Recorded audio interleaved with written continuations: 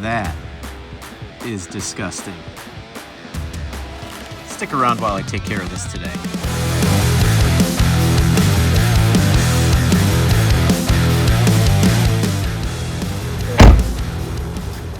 Welcome back to Project 2013 BMW X3 28i xDrive. So if you caught the last video, I talked a little bit about how this era of BMW, as well as some other German vehicles, had a little issue with some of the plastics that they put in the interior. Most notably, what they would do is put a coating over the plastic so it gave it a little bit more of a luxurious type of feel. But usually what happens is over time it starts to degrade and becomes very sticky and can get all over your hand. And that's what's happening on the door pull on the inside of this car. So luckily, because it's such a common issue, there are a number of aftermarket solutions to help fix this problem so you don't have to pay BMW costs.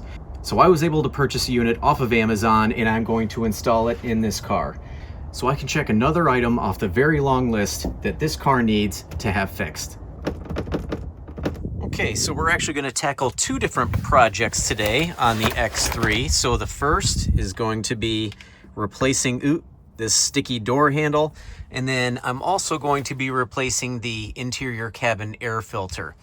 But first we'll start on the door pull. So like I said previously, I was able to purchase this kit off of Amazon for substantially less than what it would cost to get from BMW, if it's even still available. So in the kit you get this piece that would replace the outer cover. This looks to be pretty nice material. I doubt it's leather. And you also get a new piece that goes on the inside where your fingers grab right here, where you can see is also just coming apart, or that soft touch coating that they put on it is just dissolving away. So while this will not have like a super nice soft feel to it, you know, it's just your basic plastic, but it's going to be a lot better than what's there now and a lot less expensive than replacing with factory parts. It would probably just do that over time again anyway. So in terms of the tools that we're going to use, we're going to need some sort of interior trim tool. You can get these anywhere, like off of Amazon, at a local parts store. And this is just to help remove some of the panels to access some of the screws. We're going to need some sort of ratchet, or at least a T20 Torx bit to get the screws out. I'm also going to use my impact. That's just to help speed things up, but obviously not a necessity. And an extension would also help reach some of the screws. So I'm going to start with removing the outside of this door pull. So I'm going to use this trim panel tool to get down in behind here and try to give it a tug. Boy, that's really on there. So once this comes out, you just pull it out, and there is the old piece. And you can see it is just dissolving. Next, we have to access a screw that is behind this tweeter panel. So you basically get that off by taking your trim tool, getting it up underneath, and you can just pop that out. There are a couple of T20 bolts that you have to remove. So the one is in here behind where that tweeter cover was. There is one inside where the door pull was, and one there as well. And then there are a couple that are underneath the door. So there are two, one there and one there. So I'm going to get those out, and then we'll pull this door panel off.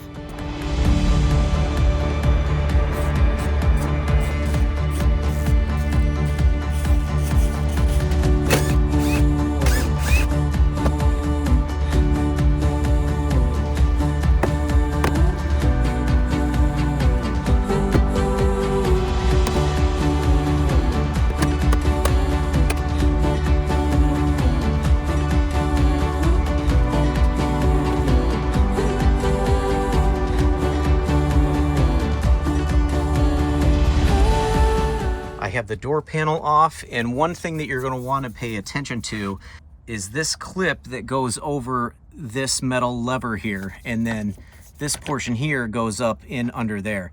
This is for the door open, so you're going to want to make sure to get that off in order to have enough room to move the door panel out of the way, as well as remove this connector here. This one, I would need a pair of pliers to get out. I was having some issues trying to get it out, so I just left it alone. But that's okay because I have enough room to get done what I need to do. So the next steps are going to focus on getting that grab handle out of the door panel. So here's the bottom of it here, as well as the top. And there are 2 more T20 Torx bits. So one right there, and then if we come back out and go down to the bottom portion, there is another T20 right there. So I'm gonna get those out and then get this grab handle out of here and then get the new one in. So I was able to get that grab handle out, and you can see how much that coating is just deteriorating. I do want to point out that there are these 2 tabs along with the screws that hold this in. So you're going to need to want to push these in. I just used a pair of pliers, and once you push those in, this is able to pull right out, as well as the top. So I'm going to go ahead and swap in the new piece, which here you can see looks much better than the original. So I am going to need to swap over these metal clips from the original to the aftermarket piece here that does not have those metal clips on there. So I'm going to use a 90-degree pick to pull these off and then install them onto the new piece and then get it back into the door. So getting these little metal clips off turned out to be quite the challenge, and it's because they have these little teeth in the middle there that sandwich over these kind of like posts that come out of the grab handle. So I had to take a 90-degree pick and really wedge it underneath there and kind of open this up a little bit to be able to pry it off. So a little bit of a challenge, but nothing too difficult. So I'm just going to swap them over to the new unit, and then we can get it on the door.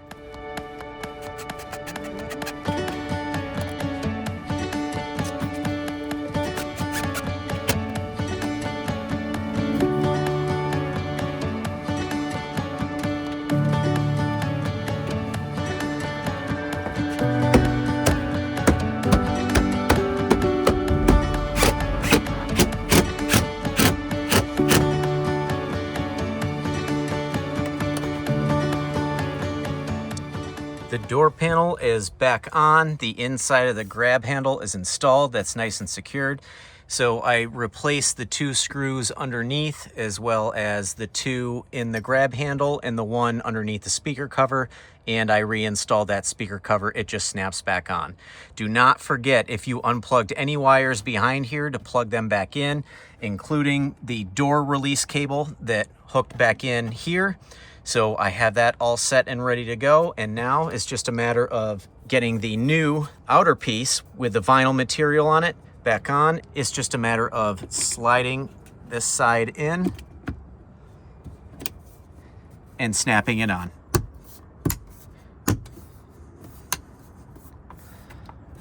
And this job is done, and this looks much better. And it feels nice and sturdy, and I don't have black stuff all over my hands. I do want to mention that sometimes happens to the driver's side as well, and there is an aftermarket solution to replace it. However, this one is still in extremely good condition, so I'm just going to let it be for now. But in the future, if this one starts to go, it's a much easier process to replace. You just pull out this piece in the back, and then a new piece just slides over top of it. But since it is in great condition right now, I'm going to leave it, and I'll address it in the future if I need to.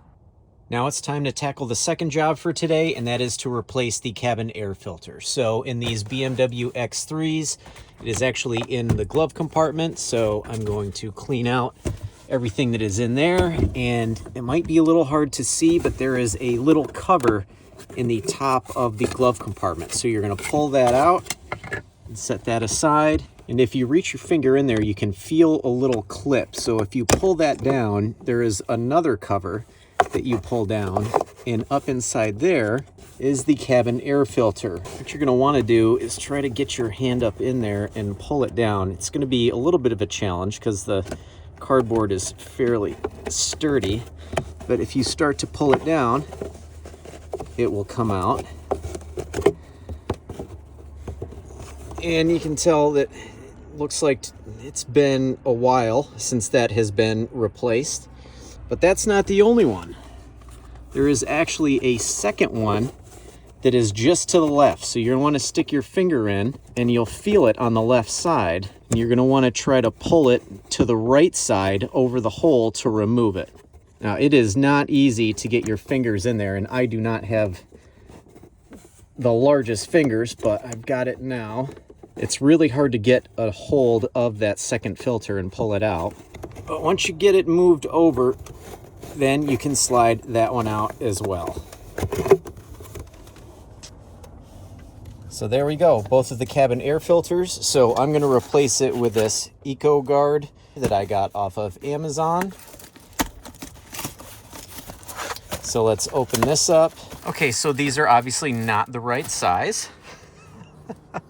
So Amazon was definitely wrong, and this part will fit.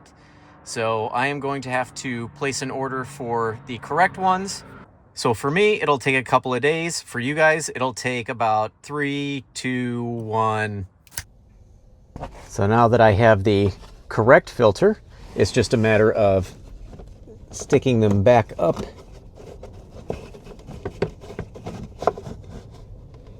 into the hole.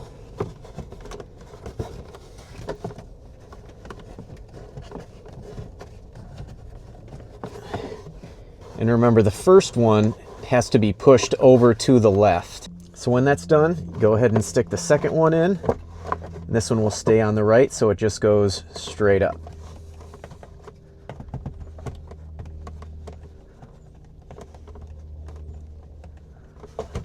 And then when you're done with that, don't forget to put the retaining clip back in. When you have that clip in, go ahead and put the glove box cover back on and snap it in, and all done. So obviously I have another job I'm going to have to tackle at some point, but that'll be for another day. But in terms of the door handle, that job is done. It took me about 30 to 45 minutes, and that's with trying to set up all the different camera shots and explaining to you all how I got it done. So is this a job for a 100% certified amateur? Yes. I'll put a link in the description below for that new door pull, so you don't have to pay BMW prices to do this job. So if you found this video helpful, please give me a like. Be sure to subscribe so you can follow along as I continue to do upgrades and improvements to this BMW X3. Be sure to hit the notification bell so you'll be alerted when I upload new videos of this vehicle if you are looking to purchase one of these yourself, or if you just want to follow along my progress, which is very quickly going to move to the engine. When I tackle the timing chain, oil pump chain, water pump, motor mounts, oil filter housing gasket, valve cover gasket, all new fluids, brake fluid flush. You get the idea. So thanks for sticking around this long, and I'll catch you on the next one.